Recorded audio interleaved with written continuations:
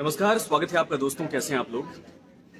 दरअसल अभी 3:30 बज रहे हैं और कुछ देर में मेरे साथ एक खास मेहमान जुड़ेंगे फेसबुक पर। आपके साथ ही तमाम जो बातें हैं शेयर करेंगे। लेकिन सवाल ये है कि आज का मुद्दा क्या है। आज जिस मुद्दे पर हम इस वक्त लाइव आए हैं वो है रीट में जो गड़बड़ी हुई है, जो पेपर लीक की खबरें सामने आ रही है, उसको लेकर युवाओं में आक्रोश बढ़ा है।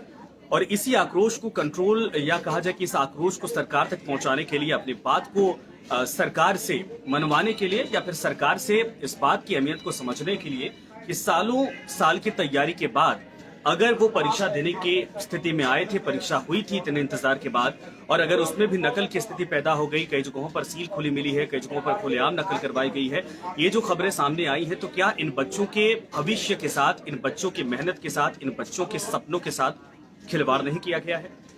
और इसी बात को सरकार यानी मुख्यमंत्री तक पहुंचाने के लिए कल युवाओं की तरफ से और राजस्थान बेरोजगार एकीकृत महासंघ की तरफ से भी दरअसल कल एक रैली आप समझ सकते हैं, या फिर कहा जाए कि विरोध स्वरूप एक जो सभी लोग इकट्ठा होंगे एक मंच पर और उसके बाद सरकार को जगाने की कोशिश करेंगे। तो क्या है इसकी तैयारी और किस तरीके से ये पूरा विरोध होगा, क्या मांगे होंगी, कैसे पूरी बात को रखा जाएगा सरकार के सामने, और क्या वाकई में अगर सरकार नहीं मानती है तो फिर क्या कदम उठाए जाएंगे आगे, ये तमाम बातें जानने के लिए मेरे साथ खुद जुड़ेंगे उपेन यादव, और हम उन्हीं से जानने की कोशिश करेंगे। मैं जोड़ने की कोशिश करता हूं ताकि आप लोगों की बात सीधे दरअसल उन्हीं से हो। रीट एग्जाम कैंसिल होना चाहिए, बहुत सारे लोगों ने लिखा है रीट दोबारा होने चाहिए। और बहुत सारे लोग देखिए, उन तमाम जो नकलची लोग हैं उनको इस वक्त गालियां दे रहे हैं। और जाहिर सी बात है गुस्सा, आपने देखा होगा कि एक महिला थी, उसकी डिलीवरी 8 घंटे पहले हुई थी और वो पेपर देने फिर भी जो सेंटर था वहां पर पहुंची थी। जब उससे पूछा गया कि इतनी मतलब तकलीफ में आप आई, उसने कहा कि सालों की मेहनत है और मैं इसको बर्बाद नहीं होने देना चाहती।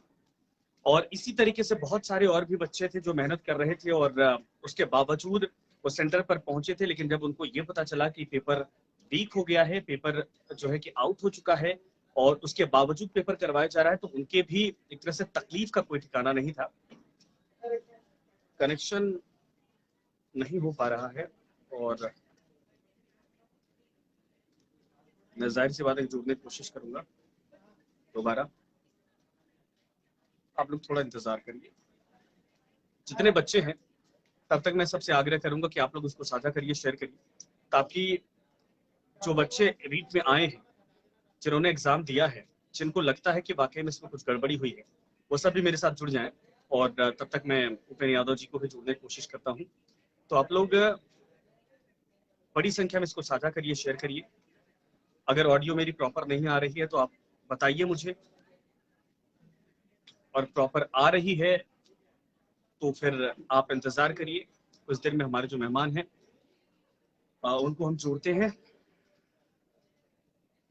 फेसबुक में कभी कभार कुछ तकनीकी दिक्कतें हो जाती हैं दूर रहने पे, तो ये अमूमन मौजूदा वक्त में झेलना पड़ रहा है हम सबको।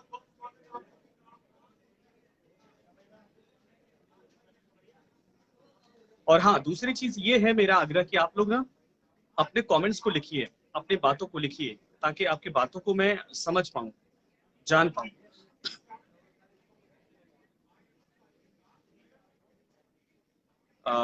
देखिए ओपन भाई, हाँ बिल्कुल बस। ओपन भाई, अगर मेरी आवाज आप तक आ रही है तो मैं चाहूंगा कि आपके यहाँ कनेक्शन नहीं जुड़ पा रहा है, फोन को हॉरिजेंटल करिए, रोटेशन मोड में आइए और उसके बाद हम कनेक्ट हो जाएंगे एक दूसरे से।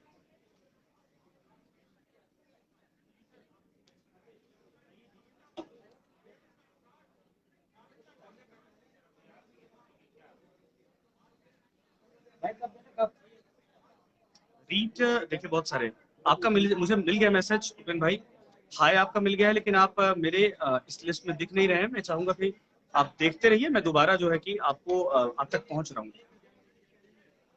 फोन को हॉरिजेंटल मोड में करिए, ये तकनीकी तौर पर होता है, हमारे सभी दर्शक भी सुन रहे हैं और उनके वो भी समझ रहे हैं कि थोड़ी दिक्कत हो रही है। लेकिन हाँ, हम ये जरूर चाहेंगे,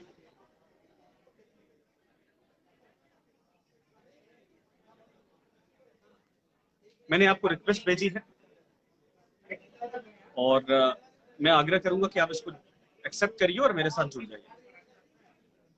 तमाम बच्चे हैं, ये राजस्थान के युवा हैं जो आपको सुनना चाहते हैं और कल की जो आपकी प्लानिंग है, रणनीति है, उसको समझना चाहते हैं। तो आखिर वो रणनीति क्या है, ये हम समझने की कोशिश करेंगे। कल कहां से कहां तक जाएंगे। उपेन भाई मेरे साथ जुड़ गए, स्वागत है आपका उपेन यादव जी। धन्यवाद आपको।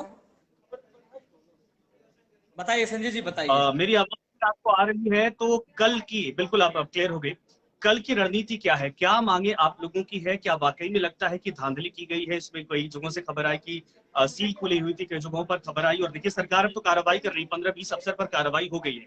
तो क्या कहेंगे आप लोग, सरकार से क्या रणनीति कल की है और कहां पर इकट्ठा आप लोग होंगे, कितनी बड़ी संख्या में आप लोग आएंगे। कल हजारों की संख्या में शहीद स्मारक जयपुर पे हम इकट्ठे हो रहे हैं कि जब 8:30 बजे कांस्टेबल के पास पेपर आ गया, आंसर की आ गया, वो अपनी पत्नी को समय होने के बाद भी अंदर करवा देता है, एग्जाम के लिए भेज देता है। वहीं दूसरी तरफ एक पीड़ित बेटी वहां चिल्ला चिल्ला के बेहोश हो जाती है, लेकिन उसको अंदर नहीं लिया जाता और वो कर्मचारी निर्दय बन जाते हैं, उस बेटी को न्याय मिले। और जो नीमराना, जो मंडल, जो कमला देवी कॉलेज में जो 6 लोग बेरोजगार अभ्यर्थी ने आवाज उठाई, पेपर में जो गड़बड़ियां हो रही थी, जो लेट पहुंचा और जो वहां बड़ी बड़ी पासबुकें वहां पाई गई, नकल करवा रहे थे, तो उन लोगों को राज कार्य के बांधा और कई मुकदमे दर्ज करके उनको जेल में डाल दिया गया। उन सभी के मुकदमे उठाए जाए, उनको बाहर किया जाए और उन बहनों को न्याय मिले। इसके अलावा जो एसआई भर्ती 2021 में जो बीकानेर से पेपर जयपुर आया, 12 लोग गिरफ्तार हुआ है, ओमार सीट आई, वीडियो आया, उसका क्या होगा, उसको मामले को दबाया जा रहा है। दूसरी तरफ रीट का मामला आया, जब 8:30 बजे वो चला गया पेपर। अब सरकार ने मुख्य शिक्षा मंत्री जी का मैंने बयान देखा, ट्वीट देखा, उनका निलंबन किया है। निलंबन का मतलब यानी कि वो उनकी कमियां थी, तो कमियां थी तो आप सीधा बर्खास्त करिए, खिलाफ कार्रवाई के लिए, जो संस्थाएं उनकी मान्यता रद्द करिए, अपने वादे पे पूरा खरा उतरिए। और आप पता कर लीजिए, जहां तक जांच होगी, एसओजी इसकी निष्पक्ष जांच करेगी, तो कहीं ना कहीं ये पेपर 1-2 दिन पहले कहीं वायरल हुआ। 8:30 बजे उस सेंटर के बाद पकड़ा गया तो उसके मोबाइल में आंसर की और पेपर था, तो सेंटर से तो लिया नहीं, इसका मतलब और कहीं से, किस गिरोह से, किससे लेके आए, ये अब जांच होगी तो पता लग जाएगा। ऐसे में बेरोजगार अपने आप में अवसाद की स्थिति में, आपने देखा होगा जयपुर बस्ती में 1 घंटे तक पेपर नहीं पहुंचा, लोग वीडियो बना के डाल रहे थे कि हमारे पास पेपर नहीं आया। 1 घंटे आप लेट पेपर दोगे तो वो व्यक्ति कैसे पास हो पाएगा। ऐसे में जो गड़बड़ियां हुई है, जो धांधलियां हुई है, चाहे एसआई भर्ती में, चाहे रीट भर्ती में, और ऐसा लगता है कि ऐसा चलता रहा तो आने वाली भर्तियों में ऐसा ही नतीजा होगा, बेरोजगार अवसाद में जा रहा। आपने देखा होगा बानसूर में भी एक रीट के अभ्यर्थी ने आत्महत्या कर ली, क्योंकि ये नतीजा है पारदर्शिता नहीं होना, पेपर लीक होना, डमी अभ्यर्थी बैठना, नकलचियों का। आपने देखो ये कमाल है, 6 लाख रुपए में चप्पल बिक्री है। पहले एक डायलॉग फिल्म का आता था कि मेरा जूता है जापानी, तो अब राजस्थान में आ रहा है कि मेरी चप्पल है रीट वाली, ये फेमस हो रहा है। तो ऐसे में राजस्थान के बेरोजगार अवसाद है, कल ऐतिहासिक आंदोलन है। माननीय मुख्यमंत्री जी हमारे अभिभावक है, यदि ये गड़बड़ियां रुकती है, यदि वो लोग सलाखों के पीछे जाते हैं, उनकी मान्यता रद्द होती है और जांच होगी तो आपको पता लग जाएगा पेपर कहां कहां तक पूछा है। ऐसा ही भर्ती का तो 859 पदों पर ही था। बीकानेर से पाली आया, 12 लोग गिरफ्तार हुए, तो उनके व्हाट्सएप चैटिंग सबकी जांच क्यों नहीं की गई, वो कहां कहां तक पूछा है, ये उन्होंने मामले को दबा दी क्या। भूपेंद्र यादव आरपीएस अध्यक्ष ने कहा कि पारदर्शिता के साथ करवाया जाए, उनको इस्तीफा दे देना चाहिए, क्योंकि पारदर्शिता नहीं बची। जहां ओमार सीट बाहर आ गई, जहां वीडियो बाहर आ गया, और वही रीट में एक जो बहन बेटी वो रो रो के बेसुध हो गई, उसको परीक्षा के अंदर तक नहीं ले जाया गया। जहां कर्मचारी लेट पूछ जाते हैं तो कहते हैं कि हमारे कर्मचारी लेट पूछ गए, अधिकारी लेट पूछ गए, उनके खिलाफ कोई कार्रवाई नहीं होती। और जो 2 मिनट कोई अभ्यर्थी बाहर लेट पूछता है उनको रोक दिया जाता है, वो कितना ही रो रो के मर जाए लेकिन उसकी सुनी नहीं जाती। तो आखिरकार जो फर्जीवाड़ा हो रहा है, सख्त से सख्त कानून बना, जितने लोग गिरफ्तार हुआ है, सरकार ने कहा कि हमने इतने लोगों को गिरफ्तार कर लिया, 100, 200, 300 लोगों को गिरफ्तार कर लिया, मीडिया में सब लोगों ने चलाया, गिरफ्तार हो गए, लेकिन थोड़े दिन बाद वो छूट जाएंगे, क्योंकि कानून लचीला है। कठोर कानून बने, गैर जमानती कानून बने, और इसकी जांच होगी तो आपको सबको पता लग जाएगा। मंत्री जी कह रहे हैं कि पारदर्शिता के साथ हुआ है, इसको गिनीज बुक में रिकॉर्ड कर देना चाहिए, पता नहीं क्या क्या बोला। मंत्री जी आपने, माननीय मुख्यमंत्री जी ने अच्छी व्यवस्था की, मैं मानता हूँ, बसों की सुविधा दी, पूरी कोशिश की, माननीय मुख्यमंत्री जी ने मॉनिटरिंग की, और मुख्यमंत्री जी से ही गुहार करने के वो हमारे अभिभावक है, वो चाहेंगे तो हमें न्याय मिलेगा, वो नहीं चाहेंगे तो न्याय नहीं मिलेगा। केवल हम सब लोग अपनी पीड़ा मार करने के लिए आ रहे हैं, कहीं पेपर खुले मिले थे।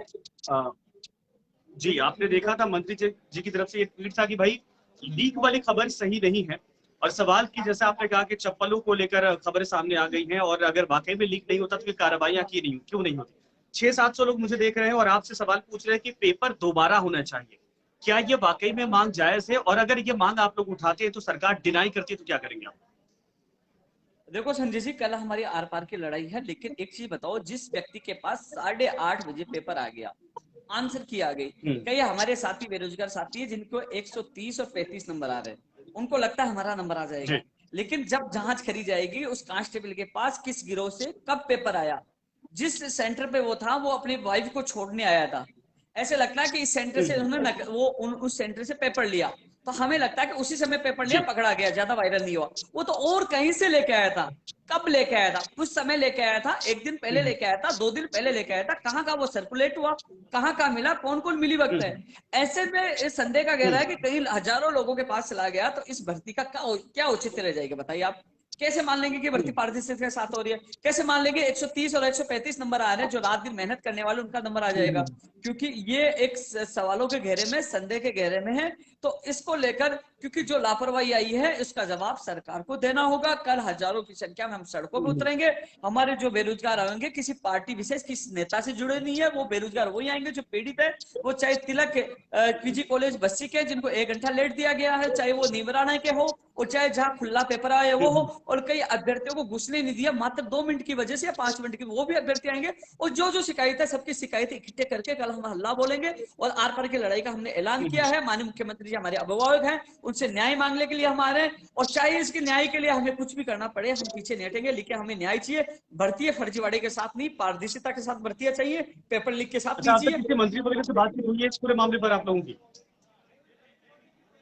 किसी मंत्री जी से बात नहीं हो पाई, और हम कल ही जो हमारे सारे लोग, प्रदेश के लोग जुटेंगे, और हम सब मिलकर बड़ी रणनीति के साथ आंदोलन शुरू करें, शांतिपूर्वक हमारा आंदोलन शुरू होगा, और पूर्ण विश्वास है कि माननीय मुख्यमंत्री जी अभिभावक है, जरूर सुनेंगे। क्योंकि कई चीजें मैं कल 1-2 खुलासे और करने वाला हूं, मैं कुछ खुलासे और करूंगा, उस खुलासे में कई चीजें और जी आएंगी। कि कह रहे दिल्ली से जब नीमराना में जब एग्जाम नहीं दिया, तो सबसे बड़ा सवाल है कि वहां नेट क्यों चालू था। मेरे पास जो वीडियो आया, वो निमरान से नहीं, मेरे पास जी दिल्ली से वीडियो आया, दिल्ली के स्टूडेंट ने मुझे जी वीडियो भेजा, मैंने कहा आपका नेट कैसे चालू हो, उन्होंने कहा कि मैं दिल्ली से बोल रहा हूँ। तो बोला कि आपके कहाँ से है, बोले मैं नीमराना, मेरा भाई खड़ा है। बोले कहा, परीक्षा सेंटर के बाद। नीमराना से दिल्ली वीडियो गया, वो मेरे पास है, जिसमें पेपर भी दिख रहा है। कहाँ पारदर्शिता बची, कैसे वहां नेट चालू था, कैसे उस बेटी को एग्जाम के लिए रोक दिया गया, पहले कहा उस गेट पे जाओ, दोबारा कहा इस गेट पे जाओ, फिर उस गेट पे जाओ, समय हो गया रोक दिया। वो रो रो के, बिलक बिलक के वो बेहोश हो गई, बेसुध हो गई, लेकिन उसको न्याय नहीं मिला, उनको न्याय मिले। 6 लोगों ने आवाज उठाई, उसको जेल में डाल दिया, राजकार्य की बाधा का मुकदमा दर्ज कर दिया।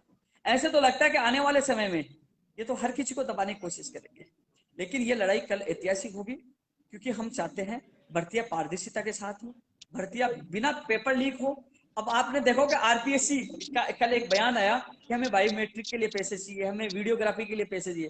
काश ये काम ऐसा ही भर्ती 2021 से पहले कर लेते। अब क्यों जागे, अब क्यों एहसास हुआ कि आरपीएससी की गलतियां थी, अब उनको एहसास हो रहा है कि आरपीएससी ने बहुत बड़ी गलतियां की है, धांधली हुई है।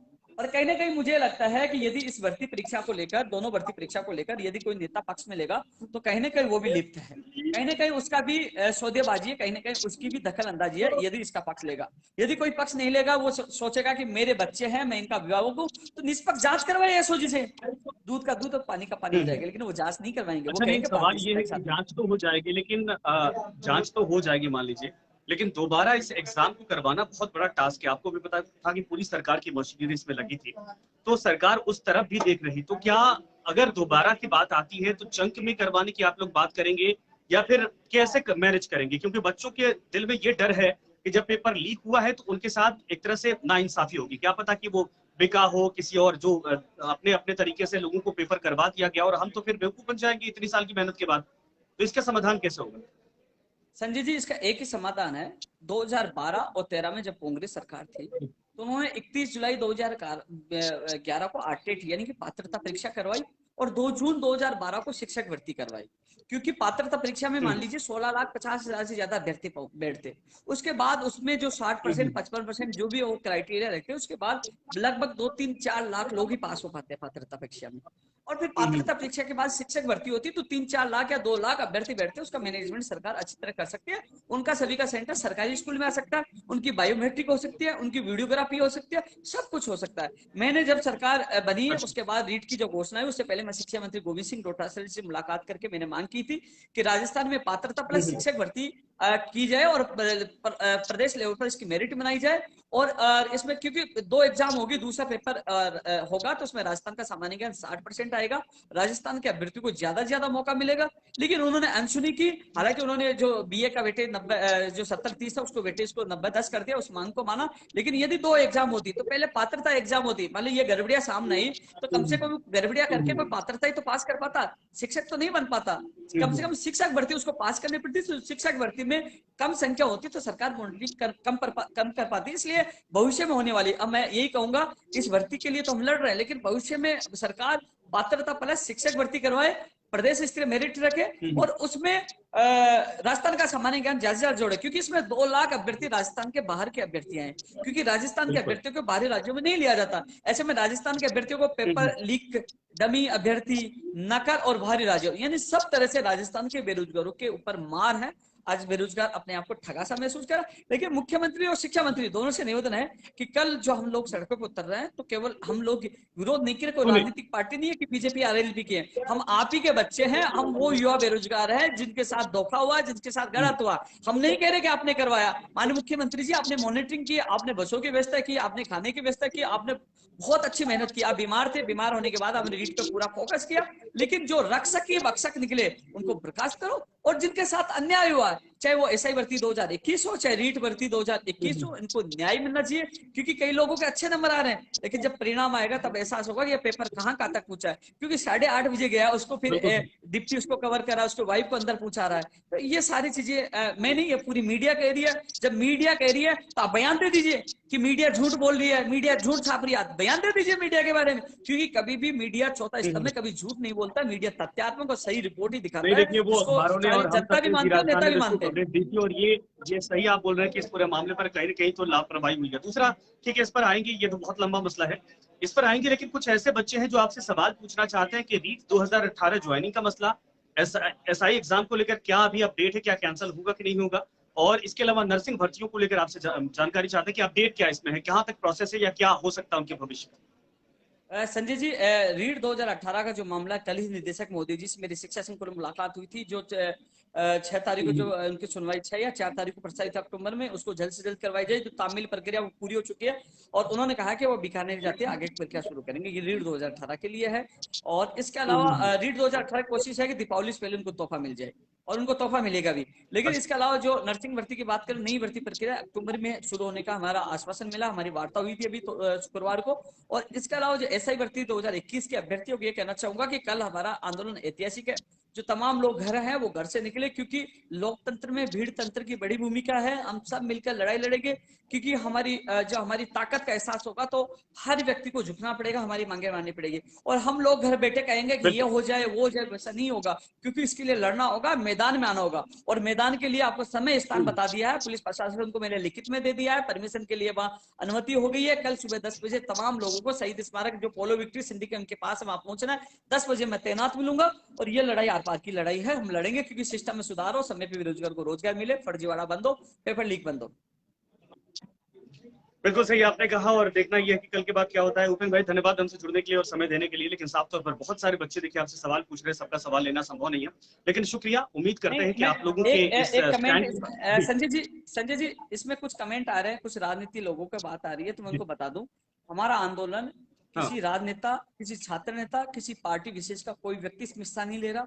इसमें एसआई भर्ती रीट 2021 के वो अभ्यर्थी जो पीड़ित हैं, दुखी हैं, जिनके साथ गलत हुआ, वो हिस्सा ले रहे हैं। और भविष्य में आज रीट और एसआई के साथ गलत हुआ, आने वाली पटवारी हर भर्तियों में गलत होगा। यदि सख्त कानून नहीं बना, गैर जमानती कानून नहीं बना, तो आज इनके साथ हुआ, कल इनके साथ होगा। पहले हम चिल्ला चिल्ला के 20 और 22 तारीख को कह रहे थे एसआई के साथ गलत हुआ, अब रीट के साथ हो गया, अब रीट वाले पीड़ित मुझे फोन कर रहे हैं, फिर पटवारी के साथ होगा। इसलिए सभी भाइयों को जागना होगा, क्योंकि सबके भविष्य का सवाल है, तो सबके लिए है। लेकिन ये मैं स्पष्ट कर दूं, हमारा आंदोलन किसी पार्टी विशेष का नहीं है, हमारा निष्पक्ष और शुद्ध पीड़ित बेरोजगारों का है। जो पीड़ित है वही आ रहे हैं, किसी पार्टी के नेताओं को हम नहीं आमंत्रित करते, न करेंगे, क्योंकि हमें किसी से मतलब नहीं है, न किसी हम सरकार के खिलाफ आगाज करें। हम माननीय मुख्यमंत्री जी हमारे अभिभावक, उनसे न्याय मिले, और न्याय में चाहे हमें लाठी मिले, चाहे गोली मिले, मुकदमे मिले, हटेंगे नहीं, लेकिन हमें न्याय मिले, और न्याय के आस में ही कल हम जयपुर इकट्ठे हो। जी बिल्कुल, आपने सही कहा। धन्यवाद हमसे जुड़ने के लिए। और साफ तौर पर ये कल ये आंदोलन का स्वरूप है। और इसके अलावा देखिए कि तमाम बच्चे सोशल मीडिया के जरिए भी कैंपेन चला रहे हैं। तो कल क्या युवाओं के दबाव के बाद सरकार सुनेगी, मुख्यमंत्री सुनेंगे, ये सबको इस बात का इंतजार है। कहीं कहीं पर जो गड़बड़ियां हुई है उसको लेकर डर पैदा हो गया। इस डर का समाधान क्या है और क्या सरकार इसका जवाब देगी, संतोषजनक जवाब मिलेगा या फिर पेपर की दूसरी बार करवाने की तैयारी होगी। कल जब इस पूरे आंदोलन के बाद स्थिति साफ होगी तो दोबारा हम और उपेंद्र भाई दोनों आपके साथ फिर मुलाकात करेंगे और बताएंगे जो वहां से अपडेट मिलता है। धन्यवाद।